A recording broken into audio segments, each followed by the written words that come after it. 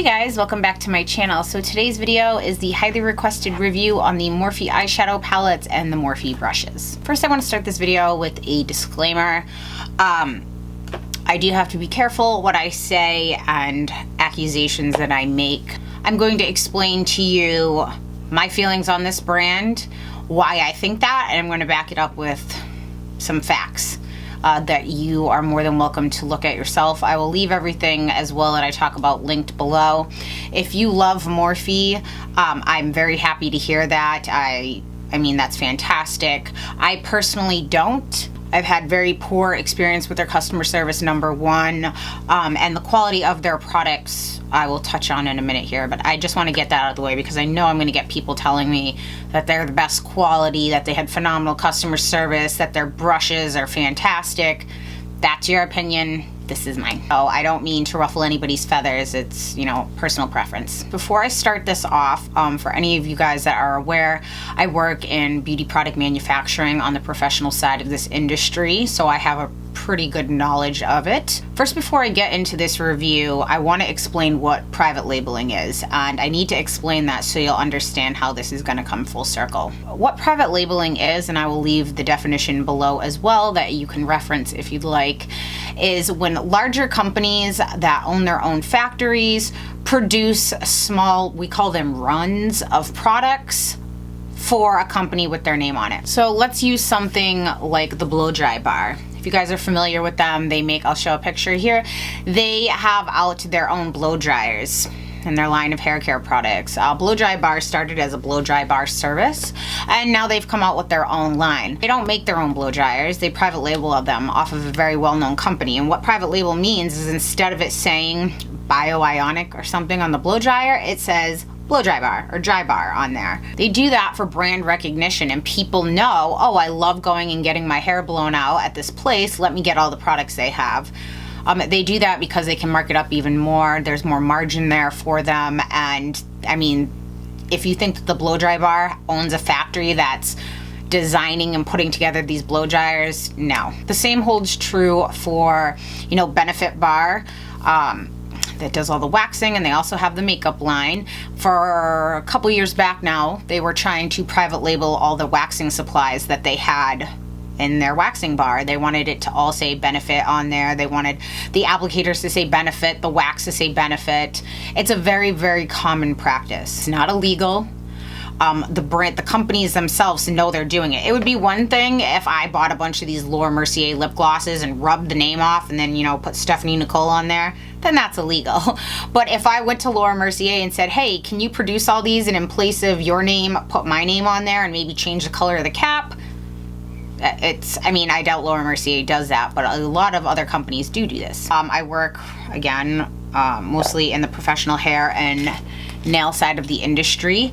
We have some brushes that bio-ionics, if you're familiar with the square brush, it's like some people call it like a square round brush, even though it's square.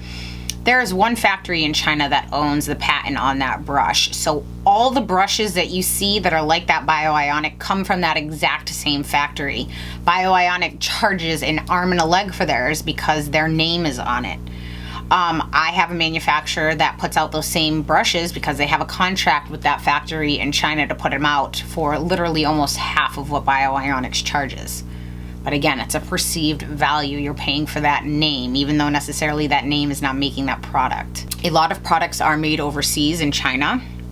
If it's made in China, that doesn't mean that they would necessarily do animal testing. If it's sold in China, the Chinese government requires third-party animal testing. So if something's just being produced in China because the labor costs are low, factory costs are low, then they ship them over here and they're not being sold in China, and they still claim to be cruelty-free, there's a good possibility that that's obviously still true. So I bought these 4 Morphe palettes to review for you guys. The first palette I got was the Jaclyn Hill Favorites palette. Now that Jaclyn Hill Favorites palette, I'll show a picture right here. You can still buy those shadows individually because to the best of my understanding, this is the only palette where Jaclyn picked her favorite individuals and they put this in a palette. The other ones, since they've kind of learned their lesson, like, oh, we better not do that, so now they don't list the names of them and they say they are different.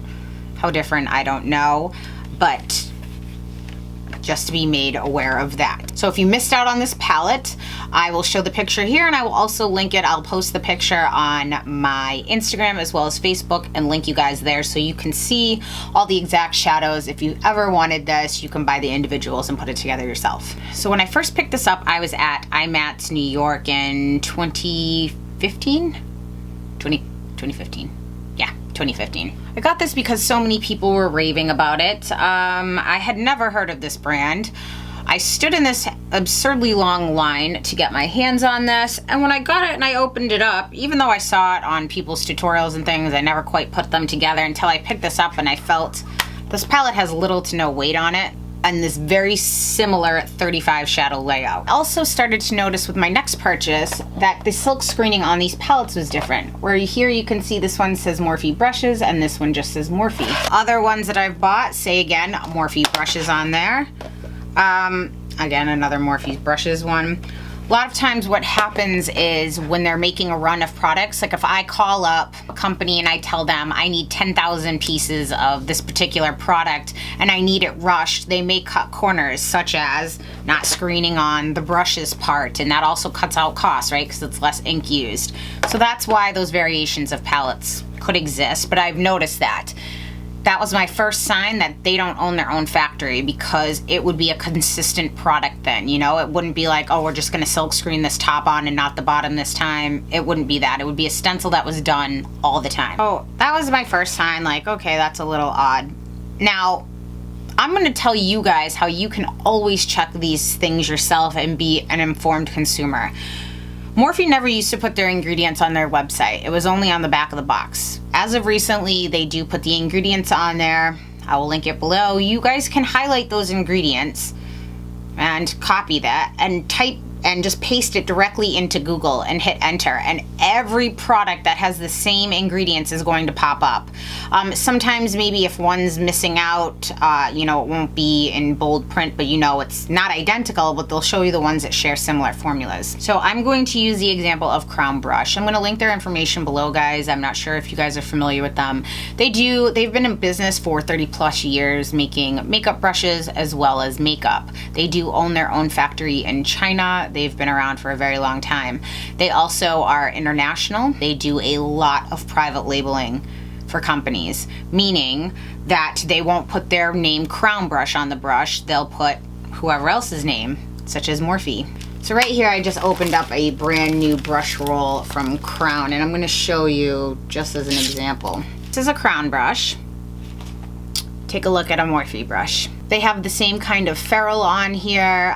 The quality of hair feels the same, which is scratchy. Crown has been private labeling. They have it on their website. I will link that below that you can see what their requirements are. They have a $25 stamp fee, which means they'll stamp whoever's name on here. So if I wanted to get a brush set by them, pick out my favorites, and stamp Stephanie Nicole on here, I can do that. So say I go to Crown Brush. They have requirements. I believe they have a 24-piece minimum for each piece that you want. Obviously, the more you buy, the less the cost. So if I want 24 of these brushes and say that they're $5, they might give them to me for $4 and I don't know, 85 cents or something each brush, right? So then that gives me that small little window to make a profit on my site, or you can even mark it up depending on what kind of following you have, which kind of clout you have. If I have a million YouTubers shoving this down everyone's throat, then there's a perceived value in this, right? Instead of selling piece by piece by piece, if I say, hey, I want 10,000 of these, but instead of paying, I don't know, $5 a brush, I want to pay $2.50. When they're selling in that kind of bulk, that could be very worth it to them, because they don't have to worry about nickel and diming here or there, or one customer that might buy $20 or $30. So selling in bulk and moving product like that, again, is beneficial to them. So if I buy something like 10,000 pieces maybe, and I can say instead of $5, I want to pay $3.50.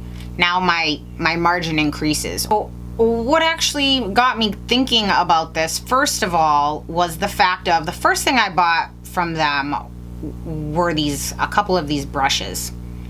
I noticed that when I was reading their website, because I'm kind of a weirdo, like I like to read a lot of stuff. I like to know who I'm buying from. I like to know ingredients. I like to know frequently asked questions because I like to know what other people are asking. I was on the site one day and I was reading their frequently asked questions, and I will show a picture of it right here. They asked, people said, if my brush starts with a C, is it still the same brush? Now you notice all Morphe's brushes, and they have different specialty collections now with like the gunmetal is G, but the original, like these Morphe brushes are M and then a number. Well, Crown Brush does that very same thing, and not all of their brushes are numbered, but it would say C and then a number. Well, Morphe's brushes all used to say C and then a number. Now, C doesn't stand for makeup brush, obviously, doesn't stand for Morphe, so what would it stand for? I'm thinking Crown. I'm thinking Crown made their brushes, and in the beginning when they weren't realizing how big that they would get, they just kept the same numbers and ordered it like that. That's also less silk screening, so less of a cost involved. So then I saw that they changed that, which is very smart of them because now they're using different brush numbers and different lettering. That was my first sign. The second one is when I picked up these eyeshadow palettes. Here's a Morphe eyeshadow palette, and here's a Crown eyeshadow palette. Now, granted, the layouts aren't the same. The colors aren't going to be identical in here because if Crown is making their eyeshadows, Morphe still picks what mix they want them in, if that makes sense. So this is the 35 color neutral eyeshadow palette by Crown. And this palette is the 35N, which is supposedly stands for neutral on the Morphe. Now I want to show you. First of all, the Crown eyeshadows are cheaper than these. This one you get a mirror with. So how they save cost to make more profit is they get rid of the mirror. You know, the packaging is a little more flimsy, and then they just mark it up slightly. So obviously, this packaging that comes with the two little brushes here and the mirror is going to cost more than this. At the same exact amount of product, a lot of the colors in palettes to palette are identical. They don't have names, so I can't say 100% for sure. And if I go through and swatch every single, I mean, it's a ton.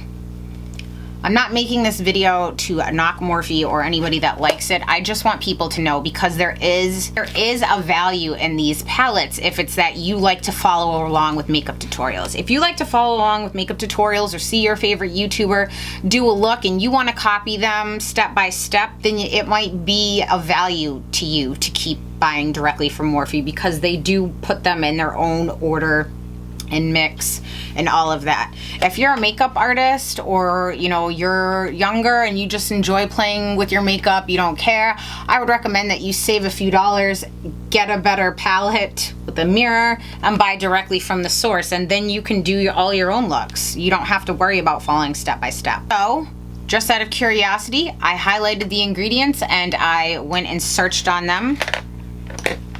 I have taken notes, so I want to make sure I touch on everything. So Morphe, Sedona Lace, Makeup Artist Network, Bella Face, almost identical to Coastal Scents. There are a few different ingredients. AliExpress, Must Have Cosmetics, MadeInChina.com, all have the exact same formulations of the eyeshadows that are in these palettes. Their individual shadows do have a slightly different formula, and to be fair, they just came out with a new luxury eyeshadow or a premium one, and those ingredients are slightly different. So they might be making their own products now or attempting to. The part that I find odd is that when I've seen some of the reviews, they're actually kind of saying they don't like the new individual ones, they like these better, which would be saying they don't like the ones that they've made, they like these. I don't own any of the individual shadows, so I can't speak to those intelligently. I can just go based on their formula. I'm going to show you a little price breakdown on the screen right here now of each brand, what palettes they offer them in, what your cost per shadow is, and cost per gram, so you can just kind of wrap your head around that, as well as the cost per palette, because you can see that other ones are significantly less expensive. If you like some of the Morphe brushes, may I suggest that you check out Crown's Syntho brushes as well as their Studio Pros. They actually also have a gunmetal collection that's sold in a kit like this. I will link all of that stuff below. It's not that people are cheating. If you think about the cost involved in making a product and even machining, okay? You would have to own your own factory that's going to get all these pieces, parts, machine that can put all the hair together and the ferrule and pinch it and glue it and print it.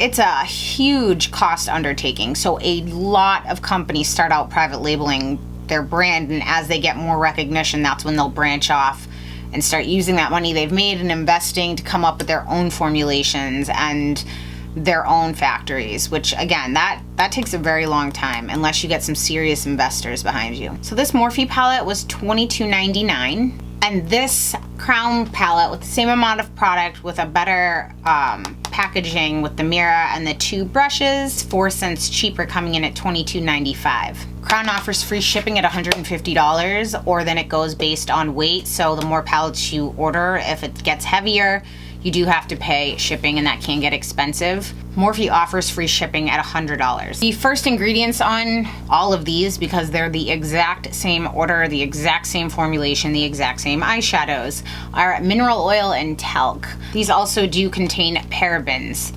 I'm going to link some information below for you guys. The internet is an awesome place for information. It also can create a whirlwind worth of, WebMDers and people that will freak out about things. Parabens are actually a very effective preservative against bacteria.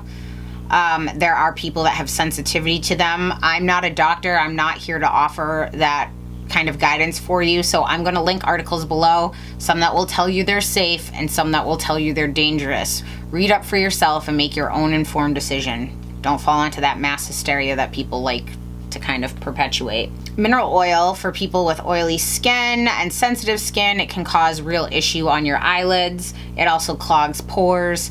Talc is a very inexpensive filler, but in all fairness, my Viseart palettes are talc, as well as the Natasha Denona palette that I just recently bought has talc as the first ingredient. Most shadows made overseas in Italy and France, their first ingredient typically is talc. I do not like any company that I'm directed to deal with social media. I waited almost 2 or 3 months for my order. Again, I was aware it was going to be some time before I got it because I pre-ordered the 35O palette, but I didn't think it was going to take 90 days while I was watching everybody else get their stuff that said they had ordered after me for that palette. That was annoying. When you email them, no one answers. When you call, no one would answer. The phone would be busy or no one would answer, and so you were always directed to social media, which I don't like that. I don't think that any of the YouTubers that recommend these products have the faintest idea of where things are made or by whom. That's typically not something that crosses a lot of people's minds. The only reason I know that is because I do work on this side of the industry, so I'm more aware. When I first started my job, I would have been like, private labeling, what is that? Let me try to say a few good things. Where some of these Morphe brushes can become of value is for maybe a professional makeup artist that's starting out too. You sometimes need cheaper natural hair bristles because you're going to be cleaning them all the time. Do you think I'm going to stick my $180 Shiki brush in alcohol-based solution constantly to clean? No, you're out of your mind. So something like this that I can spend, I don't know, $10 for, use it a bunch of times, disinfect it, and then toss it away and buy a new one when I need that, then again, there are some good things about this line. I just figure, why buy from a middleman and pay more when you can buy directly from the source? Again, is it gonna say M510 on there? No. Is it gonna say C510 on there? No. You'll just have to look at what the description is on the website. One example I'll show you is the C473 Crown Contour Brush. Let's put that up next to the Morphe M459. They're pretty much identical brushes. I do not find that these shadows perform well. There's a few in these Morphe palettes that can have a decent color payout. I find the shimmer ones are slightly better. This palette I find to be overall kind of garbage. Their 35O has some pretty colors in there. These orange mattes can be okay. Some of these shimmers, I find a lot of these browns too muddy up and flake right off my eye.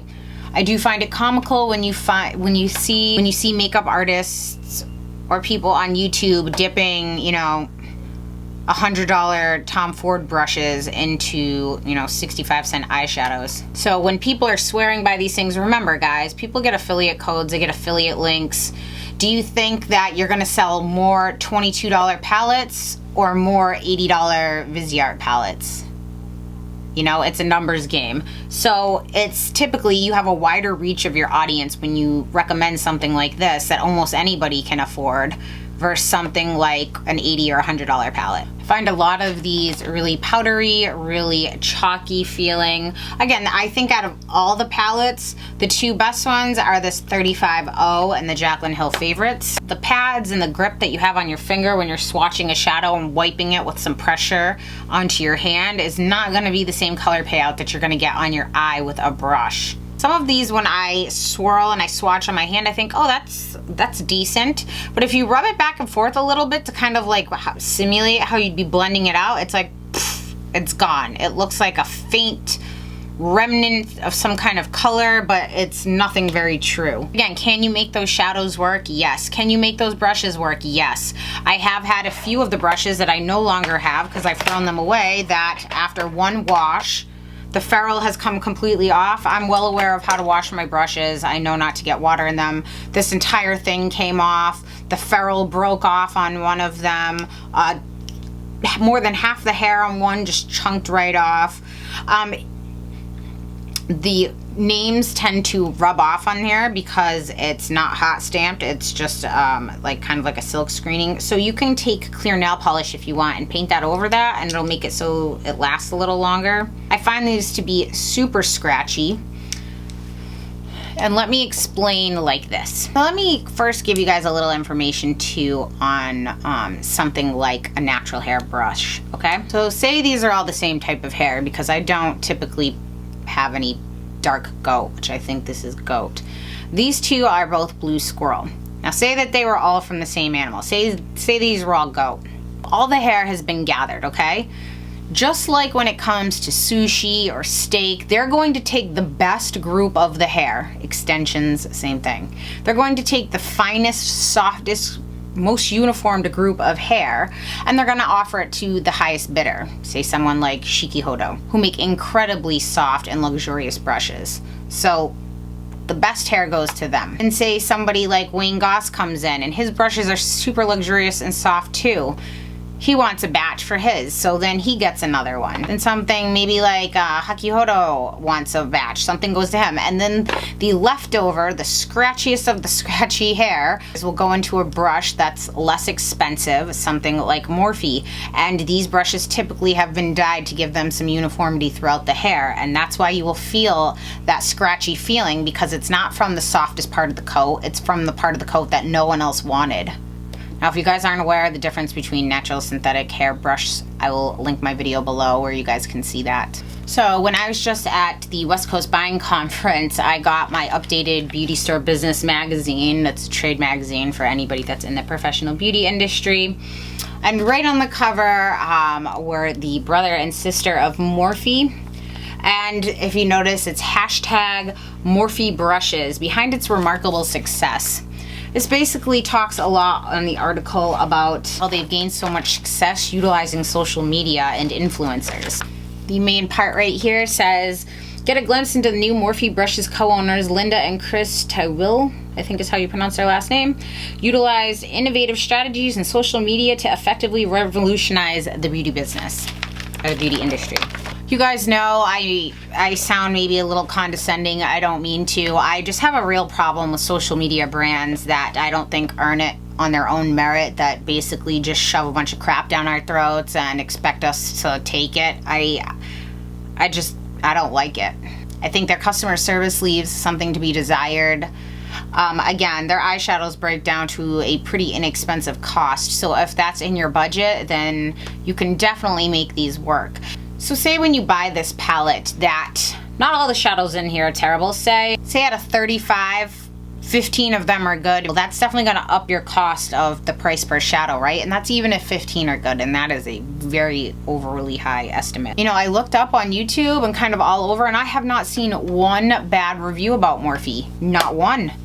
I can't find any. So again, this is just my 2 cents, guys. I just want you guys to be aware, because I feel like, literally when I bought these, I was like, oh my God, these are gonna be the best things ever. And I got them, I'm like, what is this? Like, what the is this? That's all I pretty much have to say about this brand, guys. If you guys have any questions or comments or concerns, please leave them in the comment section down below and I will do my best to answer them. Thank you so much for tuning in, guys, and I will see you next time. Bye.